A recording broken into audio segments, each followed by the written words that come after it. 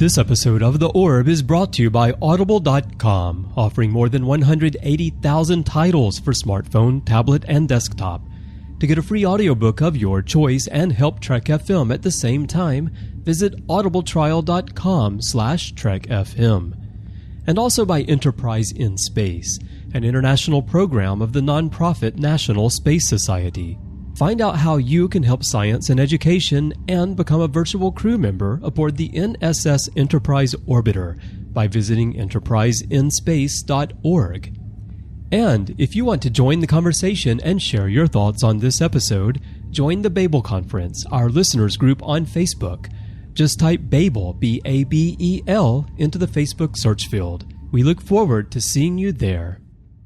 This is J.G. Hertzler, General Martok on Deep Space Nine, and you're listening to Trek FM.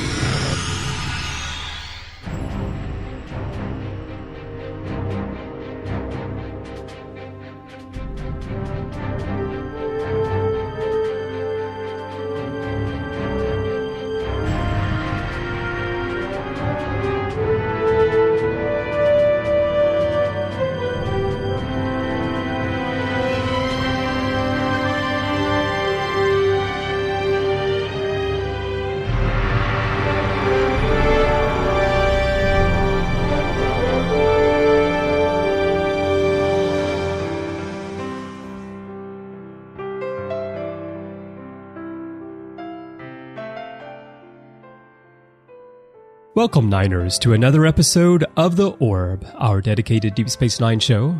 I'm your host, Christopher Jones, and with me, as always, is my esteemed co-host, Matthew Rushing. Matthew, I am so thrilled to see that you pulled out your ancient Bajoran parachute pants for this episode. Well, I had to celebrate, since we are going to be talking about, Deep Space Nine, celebrating a huge anniversary. I got into that Cisco mold, the kind of thing that he likes to wear when he's, not working. And, I don't know if you can see in the background, but I have started an ancient Bajoran starship. Right. So, you're just building that in your spare time, right? When you're off duty. Yeah. Exactly. So it's getting a little bit big for the office, so I might have, I don't know if I'm going to be able to get it through the door once it's done. Well, I'm sure it will be airtight, perfectly safe for space flight, even though you're building it by yourself, by hand, with materials from the local 84 lumber that's on the promenade. No worries at all. Quark guarantees the lumber.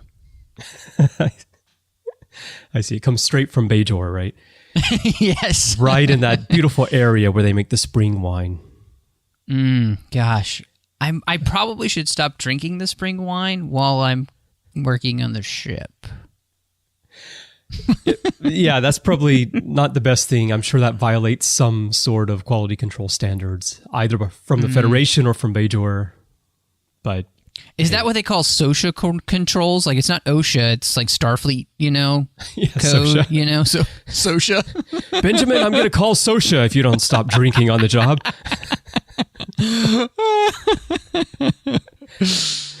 Although it could be OSHA with Odo there as well. Oh, that's true. Yeah, there you go. Yeah. All right. Well, Matthew, a big anniversary passed us by. I mean, it didn't pass us by. We chatted about it a little bit, but we weren't able to record a new episode of The Orb for release on January 3rd, which was the 25th anniversary of Deep Space Nine's premiere. But here we are today just to chat about that and about what Deep Space Nine means to us and why it remains so relevant today. And this is going to be more of a casual chat episode of The Orb. We're not going to talk about any particularly structured episode. We're just going to talk about the premiere of DS9, what we remember about seeing it for the first time, the episodes that are most memorable for us, and as I said, why it has stood the test of time. Because as I watch episodes today, it's just incredible how relevant this show is to the world we're living in. I mean, Ducat's never been bigger. He is a huge villain in the Star Trek universe, for sure. He's a prominent guy these days. So, Chris, I was going to ask you. So, what was your first experience with Deep Space Nine? Did you catch it January 3rd? I did. And I remember sitting on the sofa in my apartment on the campus of the University of Alabama with my roommate, who was from Russia. So that was interesting because he wasn't a lifelong Star Trek fan, but he had gotten into it from living with me, which is how I got into Quantum Leap, because he was a big Quantum Leap fan and also a MacGyver fan. So that's how I know how to make like helicopters out of bed sheets and factory fans and things like that. But as for Star Trek, yes, I remember watching it, and I was diehard into the Next Generation at that point. So I remember following the news about the development of this new series, hearing a little bit about what it might be like. But I also remember going into it not really quite knowing what to expect, because we didn't have the internet at that time like we do now. So we didn't have fans speculating. How did you guys yell at each other about how wrong you were about the Next Generation episodes? Well, there were bulletin boards back then. You know, we did have things like QLink and America Online and CompuServe. And CompuServe is one where I remember having huge debates between the third and fourth season of Deep Space Nine, when we found out that Michael Dorn was going to be coming over to the series as Worf. And I was one of the people at the time who thought it was a terrible idea. It was a gimmick just for ratings. Why would you bring Worf over to Deep Space Nine? And of course, now, as we've discussed... all they're going to do is tell him no. That's right.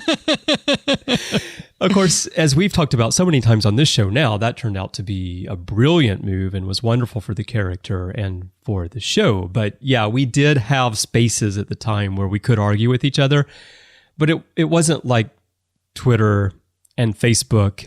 And my memory, which is probably skewed a bit at this point because of the passage of time, is that we were a little bit nicer to each other back then than we are today in social media.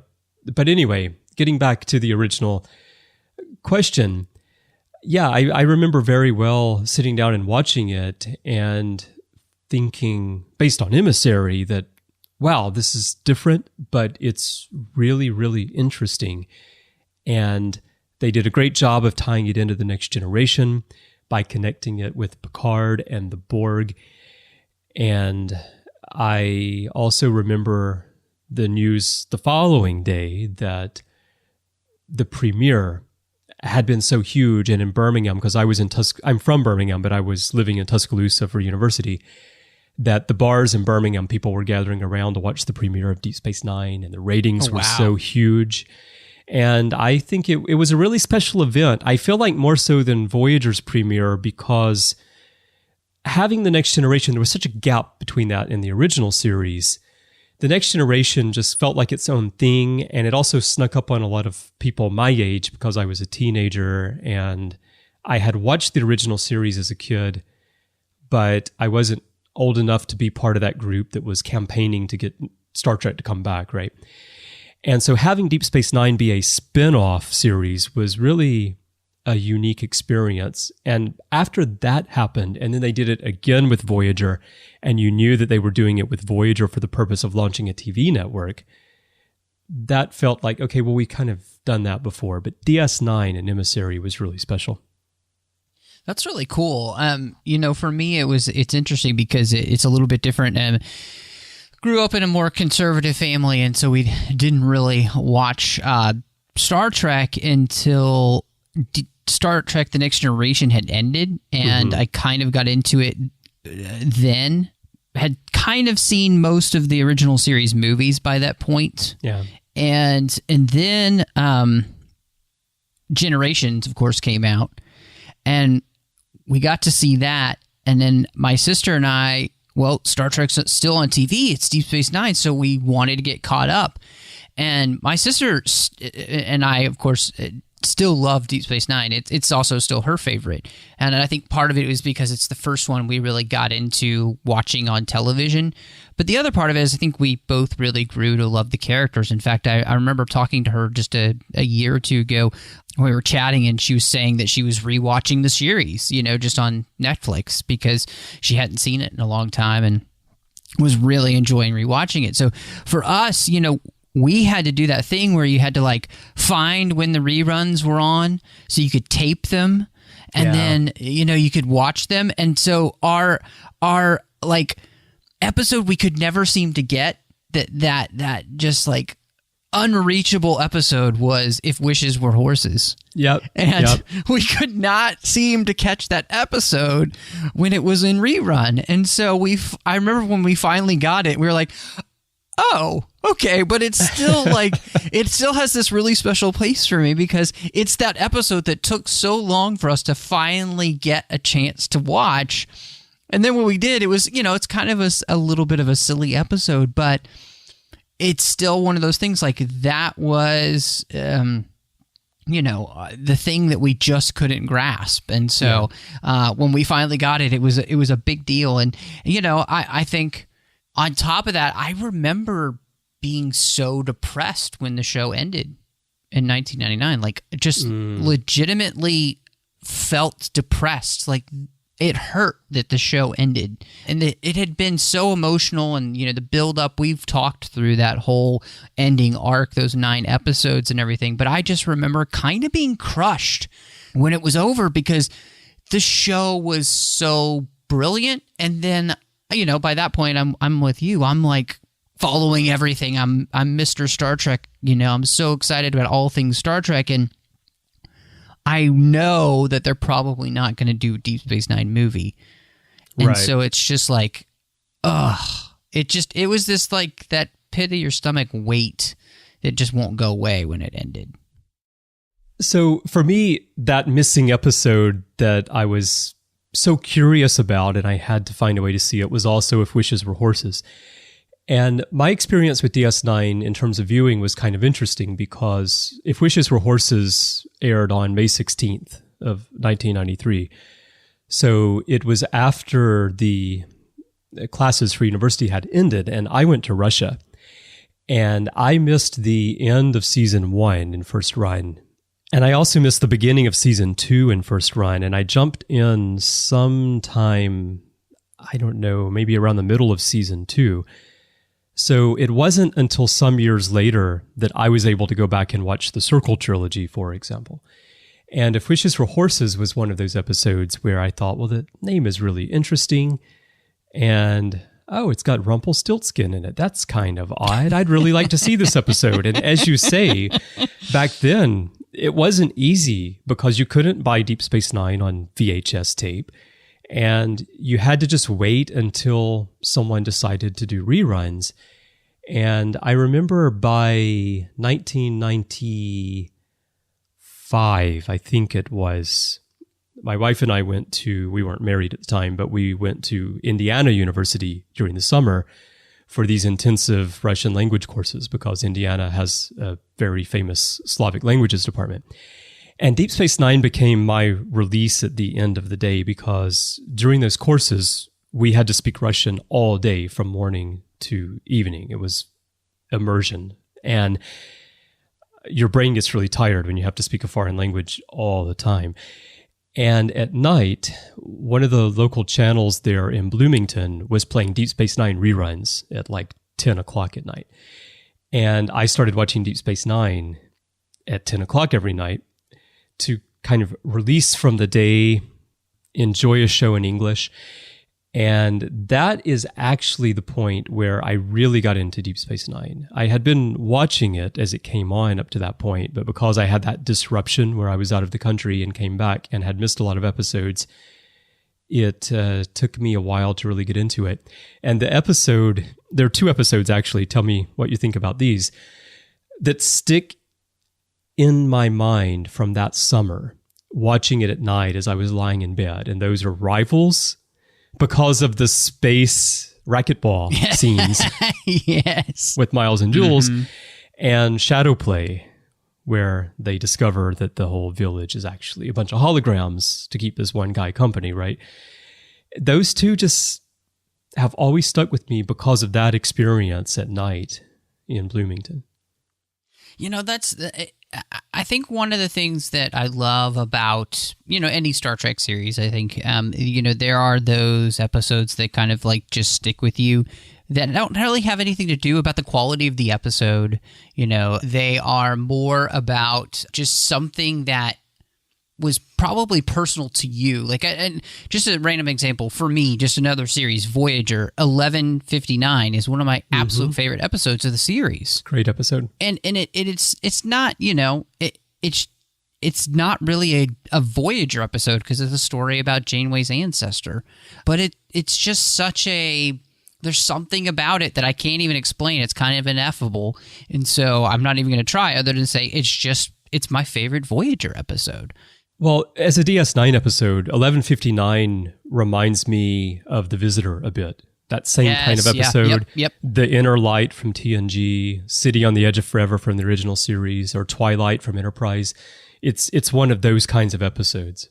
Yeah, I think that's a really good point because it's something that takes place in a more modern time period, so that it just feels kind of almost removed from where you are in a lot of ways. Or are there just, I don't know, there's something magical about the episode. For me, it's not so much where it's set, because actually Twilight is set on Ceti Alpha in the future. Yeah, that's true. It's that the stories are much more emotionally, they're much closer to the characters than what we normally get. Yeah, it's more. What about did that. you? So, Deep Space Nine is obviously the first show too, not created by Gene Roddenberry. So Rick Berman and Michael Piller, create this show. Do you? I don't know. I feel like that's always been something that's so interesting. There are certain creations that I think kind of belong to their creator, and then there are certain creations that I feel like transcend their creator. And I felt like Deep Space Nine, by the end, really showed how Star Trek had transcended Gene's ideas, basically. Oh, definitely. So Gene, of course, gave his blessing to Deep Space Nine being created, but he didn't have much involvement or really any involvement in the actual development of the show. That was Rick and Michael's thing.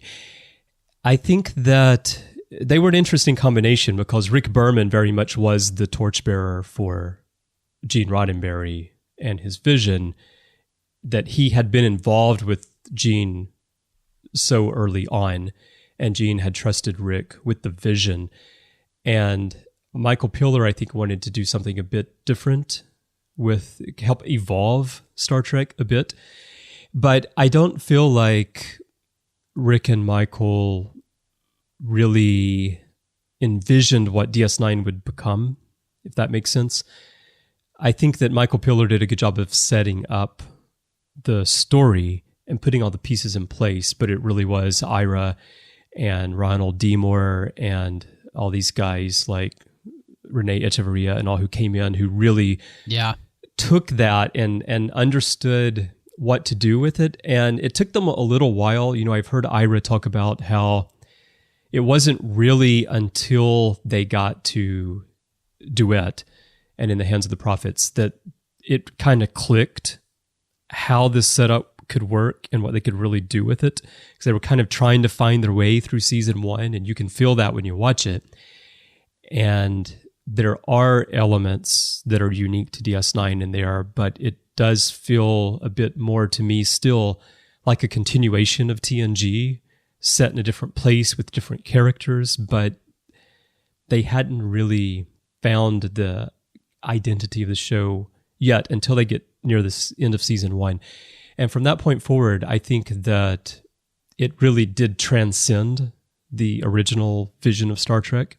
But again, as we've discussed here many times, even though it's very different in the way it approaches Star Trek, I still think it's true to the ultimate vision because they are trying to build a better future. They simply acknowledge that it doesn't magically happen because time passes. And once you do build it, you have to maintain it. Well, and as you were talking, I was just thinking, the fact that, the end of season one and season two is kind of a turning point. You have Ronald D. Moore and Renee Echeverria join the writing staff at that point because TNG is over. And then you've got Ira and Robert Hewitt Wolf. And I think those guys really were the ones who were the core who kind of just took over the show in a sense and really began to create what we think of. And I think, that's something that's really so special about the show, because it is one of those places where, because, TNG had been running alongside this for 1 year, and then Voyager was going to come along in 1995, there's very little time where Deep Space Nine doesn't have somebody overlapping it. Yep. But that also meant, I think, and Ira, has even said, the moment, they let him have Vic, they knew they could do whatever they wanted. Exactly. But I think it created this kind of blanket around Deep Space Nine, in the sense that this was never the show that the studio was really worried about. And it gave creative freedom to be able to explore new ideas and new things. And luckily, I think what it was is that you had these guys who understood the structure of Star Trek. They understood the core of Star Trek. And how do we explore that in a way that we just haven't explored it before?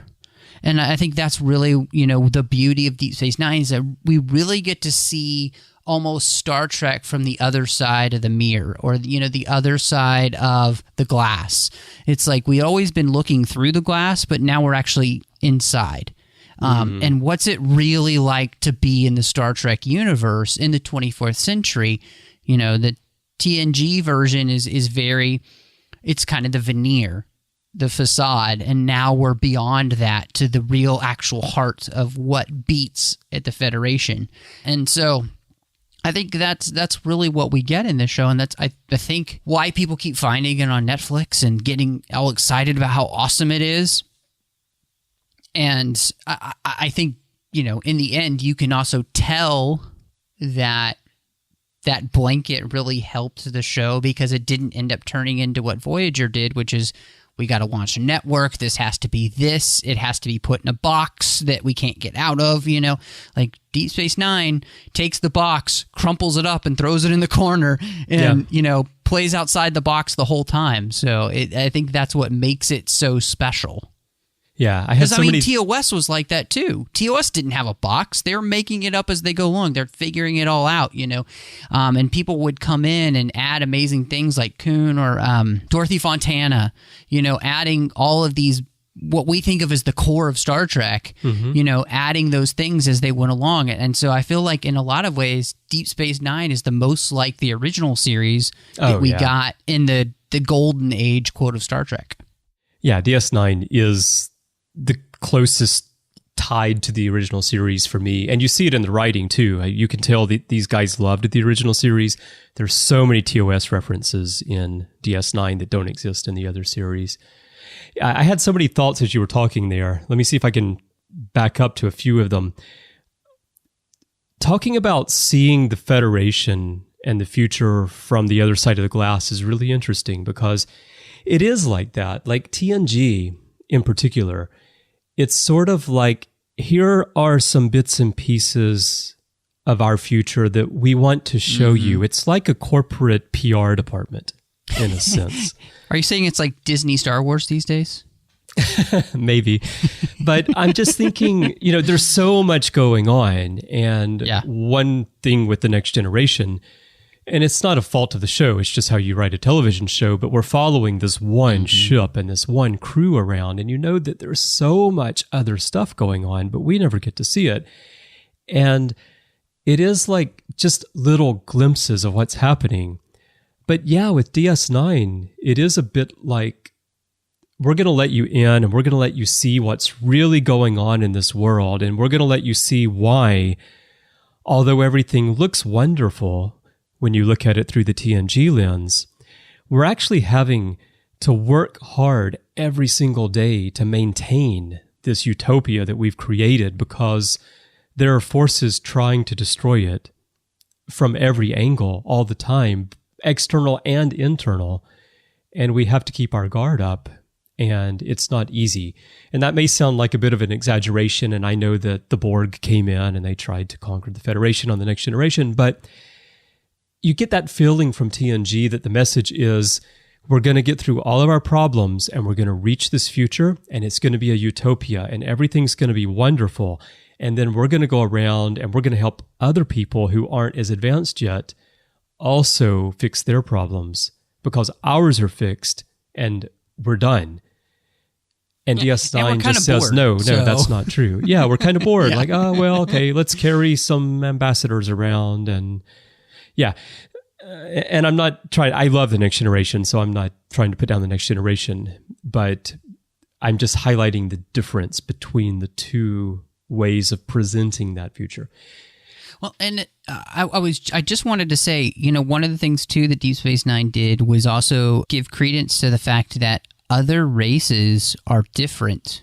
Other cultures are different, and just because we are accustomed to the Federation doesn't mean that it's necessarily always better or should be considered better. Or if we want to talk about the idea of really respecting other cultures, I think Deep Space Nine is the one that really does that best, because all of those people live on this station and have to coexist in a way in which is so respectful to each other that they can live next door to somebody that they might not agree with, right? But they do it in a way that is what we want, right? But without necessarily having to be the homogenized Federation. And I think in the end, Deep Space Nine becomes a better picture of the world that we are looking for than TNG in the first place, because TNG still had that we're going to go around and tell you what you should believe kind of thing, who watches the watchers, whereas Deep Space Nine's not like that. Deep Space Nine legitimately respects the beliefs and the lifestyles of other people. You even come to kind of respect that about the Ferengi, which, and they end up changing because of their own desires to change in their own society without us interfering in it. I think that's what's so special about it. We don't get to go around and tell people what they should do. We are just supposed to be good ambassadors of what we think is the right thing to do. Yeah. And if you change along with us, well, then you can join us if you want too. That's great. And if you don't change, we can still coexist with each other. Right. Speaking of the Ferengi, what's interesting about Quark and Rom and Nog on the show is that they change because of all the time that they spend with people from other cultures on the station. I think that's just such a timely message. That's firsthand. That's my life, because I've spent so much time internationally. And of course, I've lived for more than 2 decades here in Japan, where I'm an outsider. But in my work every day, I work with people from dozens of different countries. I'm constantly interacting with people from all around the world, speaking different languages, who have different beliefs, who have different orientations. It's real diversity on a daily basis for me. And it really teaches you how to understand other people and not try to force your views on them, accept that they may not believe what you believe, but you can still coexist. You can still care for each other. You can still work together. And DS9 gave us that, because that's what the station is, because it's a true crossroads, whereas other Star Trek series, the ship is a military vessel in the Federation, in Starfleet. And yes, there are aliens on the ship, but they've gone to the academy. They've all been trained to be part of this one organization, to uphold this one mission and this one view, this one vision. And the real world isn't like that. Well, and I think the cool thing about it is that, look, the Federation exists is because all of these cultures are willing to join together and accept the same foundation for their society, the same, moral, ethical standards to which they will uphold as a part of this society. Now, the other societies around them in the galaxy, we can still do business with you. We can still do commerce with you and exchange ideas with you and everything. But you can't necessarily be a part of the group unless you are willing to accept those parts of the, the Federation charter.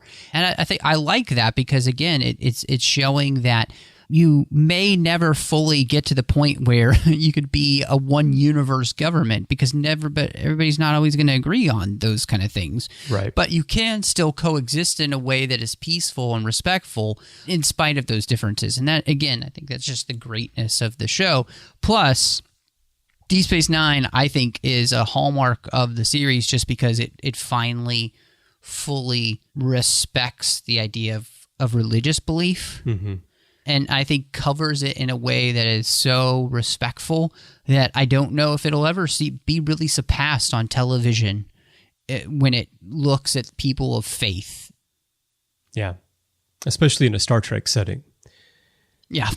Which has traditionally shied away from that in the first place, or in the case of the original series, just told you flat out that you're crazy for thinking that. And I say that as someone who's not religious. So I just think that you should still respect the beliefs of those who are. Another thing I was thinking about earlier when I said I had so many thoughts when you were talking is that Deep Space Nine, first of all, your point about the overlap, DS9 had less, well, let's see, only about a year, because you had a 1 year overlap with the Next Generation. It went off, and then Voyager started January 95. So you had about a year. That ability of DS9 to just fly under the radar of everything else that was going on with Star Trek was so critical to making this show great. And I was thinking that it's kind of like podcasts versus radio shows. With podcasts, we're free to create whatever we want. And we don't have to worry about ratings. We don't have to worry about network executives trying to guide the message of what we do because advertisers are going to get upset or something like that. You know, we have freedom in podcasting that you don't have in radio. And then I was thinking about TV today, and you sort of see this with shows being done by Netflix or Hulu or Amazon, where they have to worry about subscribers. Amazon, not so much, because they just give you the stuff if you're a Prime member. But Netflix, Hulu, they do have to be concerned about how many subscribers they're getting. But they also have a lot more freedom to just create a good story and be flexible about the running time and not have to dance around various regulations that they would have to do on a broadcast television network. And it makes such a difference in the kinds of stories and the quality of the storytelling that you get, which is why I think you see Netflix, for example, winning so many awards these days. And DS9 was able to do that in syndication because the studio was worried about wrapping up the Next Generation and moving TNG to the big screen. And then they were worried about launching UPN and making sure that Voyager worked as a way of hooking people into that new network. Meanwhile, on a different floor in the same building, this writing staff was just creating incredible stories that now, 25 years later, we look back on, and the stories just get better. They become more meaningful to us over time. And I think they were able to do it, again, because everyone was focused on Voyager. They weren't worried about what was going on DS9. They were just, they've got it under control down there. Just let them write. You know, we're just syndicating this show anyway. Let them do it. You know, and something that we have mentioned before, and I think coupled with that, the storytelling structure of Deep Space Nine has an archetypal nature to it, as well as a mythic nature to it, in the sense that the stories mimic the flow of history that we have seen in our own world. And therefore, I think this is what makes this show stand the test of time, is because it's not tied to any one thing. I really like Enterprise Season 3. But anytime you watch that, you do know that that's a response to 9/11. Yeah. Everything that we watch in Deep Space Nine, you don't sit there and think, oh, well, that's that. Oh, well, that's that. You know, and that's what makes it so special, because much like the grand mythologies of the world or classic films of yesteryear that you can just watch and their themes ring true, these are such quintessential values and themes and story structures that it means that any generation can watch these episodes and see themselves in it without feeling like it's tied to another generation. And for me, I think that's the thing that makes this series above any other series of Star Trek special is because every time I watch it, I am struck by how much more relevant it seems in the world we live than it even did when it was on. And I think that that's probably going to continue to happen because, again, 25 years later, the show is more relevant. And I don't necessarily feel that when I watch TNG or certain episodes, but yeah, that other episodes feel very, very dated, right? Right.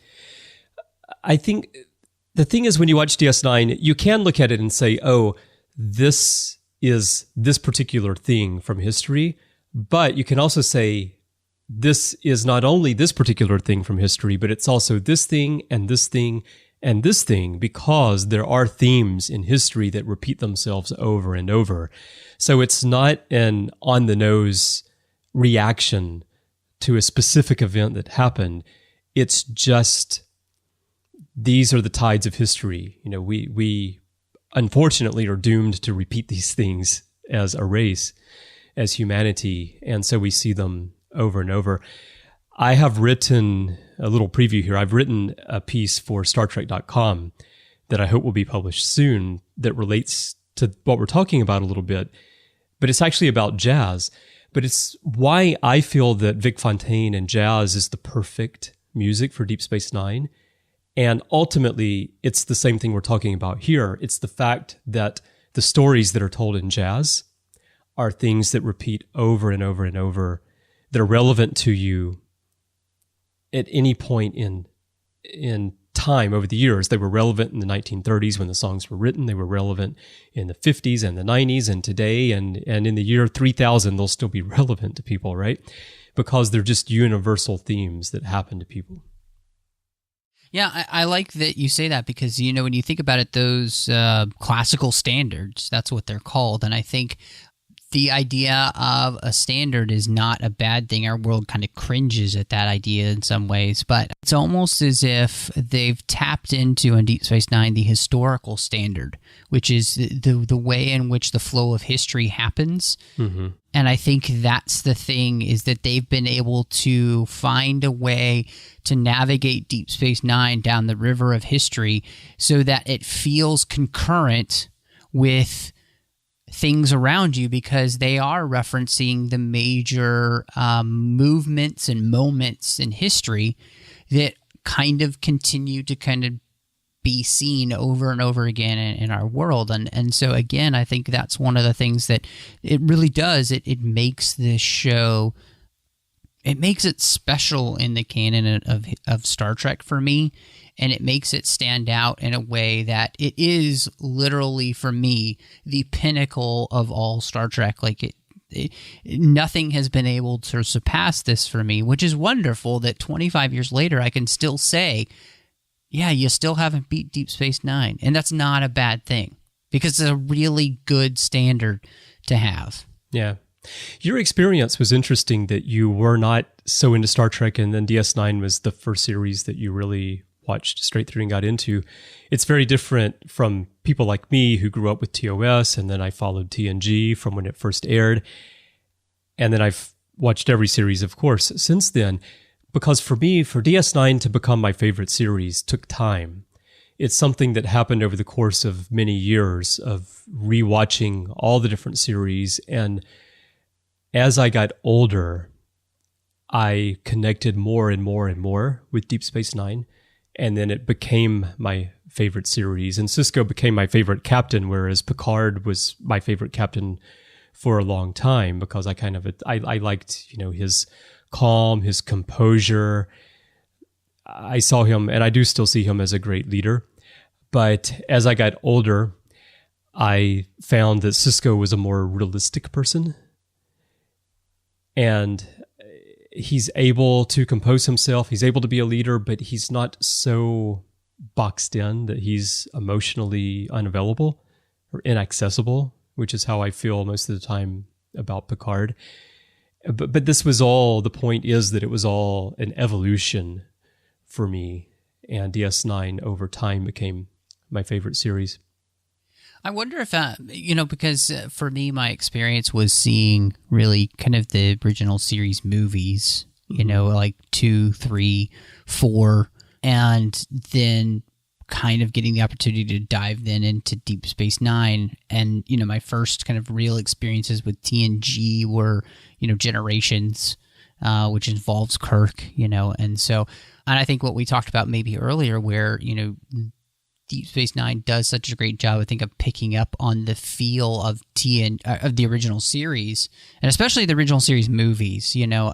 There's a lot of that feel in Deep Space Nine. Mm-hmm. I think that may be why it just kind of it felt natural to go to Deep Space Nine, and I think that's one of the reasons why, as much as I enjoy TNG and I can respect so many of the episodes that are great, I think on a whole, it's just, for me, it's never been as strong because I saw it in retrospect than being part of the craze that it became. And I think, like you too, there was something I liked about Deep Space Nine's optimism and pessimism at the same time. I've been reading Orthodoxy by G.K. Chesterton, and he has a whole chapter about this idea of optimists and pessimists, and the idea of being able to be both at the same time is actually really important. And Deep Space Nine is the quintessential optimists and pessimists together, working together, and I think seeing the universe as it is, but also loving the universe enough to want it to be better and being willing to make the change. So sometimes that means you have to break things to make them better. Deep Space Nine is all about that. Sometimes we have to break a person to make them better. Sometimes we have to break a society to make it better. So all of those things we see in Deep Space Nine. I think it makes it, again, it's something that it's not dark and gritty where it leaves you depressed, because it's never dark and depressing just to be dark and depressing. It's dark and depressing to show us the way to get to the light. That you've got to go through the valley to get to the mountaintop, and Deep Space Nine recognizes that and shows us that. And I think that's an important thing for any really truly important media, whether it's book or film or whatever, to recognize the truth of that in life, but also be able to have that optimism to say, but we could be better, we can do better. Well, having that combination of optimism and pessimism is really critical for effective storytelling also. And I think that gets missed sometimes because I see a lot of Star Trek fans who, they just want optimism. They get frustrated because the show isn't optimistic. And if the show is just optimistic, then the stories are not going to be as interesting. But when you have that combination, then that's, first of all, it hooks you in more as the viewer. It gives the writers more places to go with the story. And also, I think that's another thing that helps the story stand the test of time, as we're seeing with DS9. Let's wrap up with a few memories. And I'm just curious, which episodes for you, and I don't mean fan favorites necessarily, I mean for you personally, which episodes of DS9 really stand out for you, either from the first time you saw them and they stuck with you, or for a reason of something that happened in your life? One of the episodes that I always really just felt something for, and this is funny, I think people love this episode, but and strangely, it was just looking for Parmok in all the wrong places, because, I often kind of felt like Worf, where I was kind of like looking at the wrong person, when you should have been looking at the person right next to you the whole time. Yeah. And so I love the humorous way in which they did that episode. And it stuck out to me as just one that I really, and what I love about it is it's also one that I kind of can watch anytime. Another one that we've talked about this, and I don't think it's a fan favorite really, is Children of Time. Yeah. Which I really enjoyed. And I'm trying to think, for really early Deep Space Nine, I was always fascinated by the character of Dax. So the episode Dax, I always thought was really, really interesting. And honestly, I remember seeing that one for the first time, and it's the thing that made me think, wow, this is a character I hope they continue to really give us more on, because it's such a fascinating science fiction idea to be more than one person, but be a person and not be crazy. So like it was just, I really, those are some of the ones that for me that just kind of throughout the years have kind of grown in my estimation, and ones that I just might revisit just because, I want to watch a Deep Space Nine episode, so I'll put on something like that. Well, as you know, Children of Time is an episode that I remember because for a long time it was my least favorite episode of DS9. I hated the episode. You mean Time's Orphan wasn't your least favorite? Or Prophet and Lace? Well, getting to some of those at the end of season 6, it's interesting because then I had moved to Japan, and for me to see most of season 6 and all of season 7, I had to wait for my father to send me VHS tapes where he had recorded the show off television. Yeah. So I didn't actually get to see the end of DS9 until like end of 2000, something like that. Maybe even start of 2001. Took a long time because he would build them up and then mail them in groups to cut down on cost. But no, Children of Time, I just felt like it just doesn't feel like a DS9 episode, and it's all shot outside and it's all bright, and But now it's one of my favorite episodes, and it's one of those cases where it took some specific life experiences for me to really connect with what was happening in that story, particularly with Kira and Odo. And now I love it, and I think it's brilliant, and I think it's one of DS9's best stories. One of the episodes that really sticks with me, just because I thought it was such a great episode at the time that it first aired, was Past Tense. And an episode from right before that, actually, that sticks in my mind is Fascination. But the reason that Fascination has stuck with me and has been so memorable is because the local station in Tuscaloosa that showed DS9, apparently, when they did the reruns every week, they just let the interns run the studio or something, because they played Fascination 3 weeks in a row. Instead of showing, because I often couldn't watch DS9 at the time that it first aired in the week, so I would always watch the rerun later in the week. And I would sit down and I was ready for the episode, and here's that little necklace hanging down. And I'm like, oh, come on, you're going to replay Fascination? And then the next week it comes like, oh, it's that necklace again. Are you not going to replay the episode? I got so frustrated with that. That's hilarious.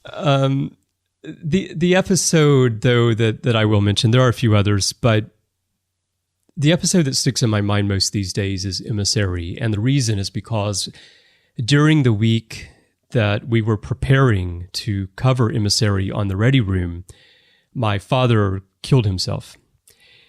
And I got the news. I got a phone call right before I was going to work. And obviously that's a very difficult situation, but having to rewatch that and watching the whole story of Sisko with the prophets and talking about Jennifer and the loss of Jennifer, and it's one of those things where like you can watch that, and I had watched that episode dozens of times, but it just struck me in such a completely different way because of this unexpected turn in my life. And so yeah, from that point forward, I've always viewed Emissary quite differently. You know, I love that. I think that's a great place to kind of wind down. But Emissary for me has been one that has probably been the most impactful in my life, because I think that for most of us, we become like Sisko, that there's something in which keeps us from moving forward, and we kind of get stuck in this loop of living in the past. We live in this place, Sisko's saying, I don't want to be here, but you exist here. Yeah. And that our existence exactly. is defined by this one or many things that just kind of eat us alive. And that if we cannot find a way to be able to rectify, to leave in the past what needs to be left there and take the lessons and move forward, then we will be stuck forever where we will exist in a place where there really isn't existence. Yeah. And I think that's the beauty of that story, because we're watching a man deal with something so tragic of losing his wife and having to raise his son on his own. And how do you move forward with that? Well, you have to. Otherwise, you're not going to be any good for your son, you know? Mm-hmm. And so the ultimate humanity in that, I think, is the thing that ultimately sets Deep Space Nine apart from at least TNG, and I think the majority of the other series, in the sense that it starts with broken humanity, and by the end of the show, we end up with Sisko a much more whole person. Yeah. And for me, the beauty was watching that happen because of what became his growing faith. And the beauty of that story, and watching a man find his place in the universe again when he thought it was completely gone, is beautiful. And it also happens because of the people around him and letting them in, you know, like you said, a lot different than Picard. So it's a gorgeous, beautiful, mythological story to which you can continue to watch over and over again. And every time you can get something different out of it. Like you said, you know, Children of Time, hate it first time, but now every time you watch it, you continue to get more and more out of it that you never thought possible. And I think that's what makes the best storytelling. And Deep Space Nine is, I think, a really good example of some of the best storytelling there is. Absolutely. So, 25 years since I sat in that apartment on that sofa and watched Emissary premiere. It's just unbelievable. But I think 25 years from now, people will still be loving Deep Space Nine. I'm so thankful for things like Netflix, because it has allowed people to rediscover this show. It has allowed people who ignored the show when it first aired to go back now and watch it. There are still a few people out there who still complain about, oh, well, that show doesn't go anywhere. It's just set on a space station. And when I hear people say that, I know that they've never watched it, because if they had, they would know that it didn't stay that way for very long. And it's really incredible what that writing team and what that cast put together. And I'm also thankful that the studio let them do it and didn't meddle. Me too. All right. Well, we will, of course, put a post in the Babel Conference, our listeners group on Facebook, when we publish this episode. So if you're listening and you want to share your thoughts in the same way that Matthew and I did today about when you first watched the series and the episodes that stick out in your mind and why, and especially if it's a case like mine where something happens in life that brings an episode to the surface, we'd love to hear about that and have you discuss that with other listeners there on that thread. So please look for that. And we've been talking about all kinds of other things on the network, as we always do. So let's take a moment here and take a look at some of those other things. Previously on Trek.fm, Earl Grey. Yeah, Data's role is really interesting, and actually, one of the things I really like about this episode is the humor in it. There's some really funny stuff, like when Data is basically the judge in this contract dispute, things happen like Ardra makes Picard disappear, and he says, the advocate will refrain from making her opponent disappear, which is hilarious and not the kind of thing you usually see in courtroom dramas like this. So, The Edge, a Star Trek Discovery podcast. See, I would love that. I would love to have a scene where Voq and Tyler meet, I would be just fine with that. I don't need this to be the thing. And honestly, like when I watched Choose Your Pain the first time, I watched the episode. I didn't think for a second he would have been Voq. I didn't think of that at all. Mm-hmm. Warp 5. And he like scratches his nose under his suit. It's like, yeah, that doesn't look like that would help you from anything, except for the rain. You keep rain off of you or something. Well, you also just look at this side of paradise, right, for the original series. Anytime any of our major characters get, like, sprayed in the face with something, it doesn't turn out well, right? So, That's right. The 602 Club.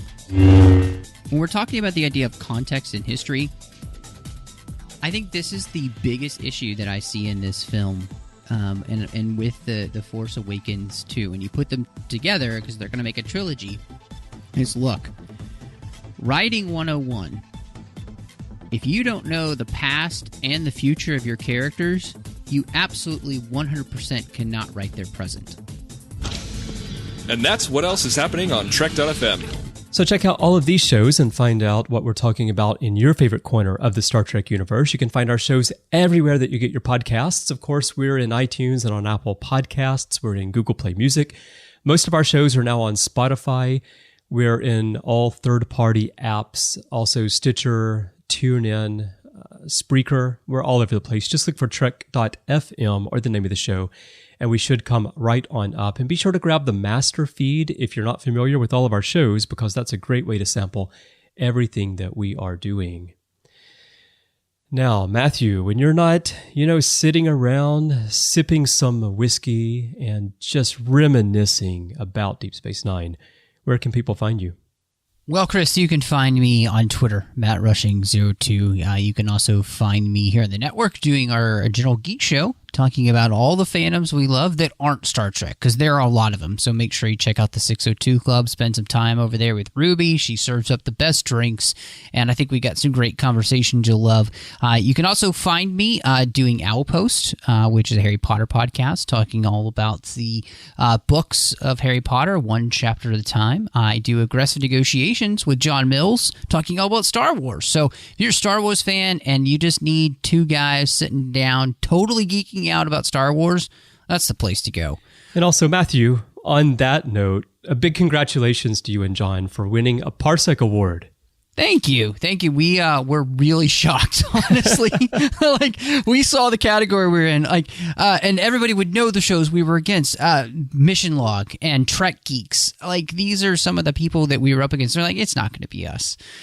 So it was very flattering, and we're very thankful. So thank you. That was really cool news. Yeah, very cool. And last but not least, I'm doing a show with my friend Courtney where we kind of talk about film, looking at morals, meanings, and messages through the lens of faith, and that's called Cinema Stories. So, Chris, where can everybody find you if they want to check out what you're up to? Well, these days on the podcasting front, the best place to find me is actually Notes from the Edge, which is my little sub-show on The Edge, which is our Star Trek Discovery podcast. That podcast is actually a collection of 5 sub-shows, well, one main show and 4 sub-shows, so 5 shows altogether. My part, Notes, is a look at the connections between Discovery and the greater Star Trek universe. That's the primary focus of the show. I do share my thoughts on each episode as well, but I usually keep that to only about 10 minutes, and then I'm mainly focusing on those connections. So you can find me there. Of course, I do the Ready Room from time to time, and we talk about all Star Trek series on that show. And elsewhere, in terms of Star Trek, as I mentioned earlier in the show, you can find my writing on the official website at StarTrek.com. Hopefully that DS9 piece will be up there pretty soon, so you can go read that. And if you want to find me on social media, you can find me on Twitter. My username is CBryanJones, the letter C and Bryan with a Y. That's also my name on Facebook and pretty much everywhere. And as I mentioned, if you want to reach out to Matthew and me both, you can do that in the Babel Conference on Facebook, or you can do that on Twitter at TrekFM is the username for the network, or you can send us a message by going to our website, trek.fm/contact, and using the form there, choosing a show and choose the orb, and that'll come to Matthew and me both by email, and we'd love to hear your thoughts on what we talked about today. I'd also like to take a moment and thank our associate producers here on the orb, Norman C. Lau, William Murray, Kay Elizabeth Shaw, and James Muldrow. Thank you so much for your support of the show. Of course, you're helping get the orb out, but you're also helping us get all the shows on the network out, because it does cost quite a lot of money to host and distribute all the podcasts that we publish every single day, maintain our website, and all the infrastructure that the network requires. So thank you so much for that. And if you are listening and you would like to help support the network, you can do that by going to patreon.com/TrekFM. That's patreon.com/TrekFM. You'll find out everything that you need to know there. and we have perks such as the Patrons Roundtable. All those episodes, by the way, are now available on our main website. So just go there. You'll actually see the cover art there on the front page. We also have Patrons Zone, a special website for patrons, and other perks. So please go check it out. Patreon.com/TrekFM. Well, Matthew, I'm glad we were able to hop on mic together despite our schedules and just look back on the anniversary, even if we are a little bit delayed, because Deep Space Nine has meant so much, I know, to both of us, and actually has brought us together as close friends now for so many years. And that's another thing I'm thankful for about the show. Absolutely, Chris. It's been a joy to be able to talk about this show and how much I still love it. And yeah, I mean, it really brought us together as friends too. And it's given me a lot of other friends. You know, that's the wonderful thing about, you know, Star Trek in general, is it brings people together in a lot of ways. And I love that. And Deep Space Nine is still bringing people together. So that should be their tagline. Right under the logo. Deep Space Nine, bringing people together since 1993. Well, we just want to say thank you so much for joining us, and we will see you next time as we gaze into the orb.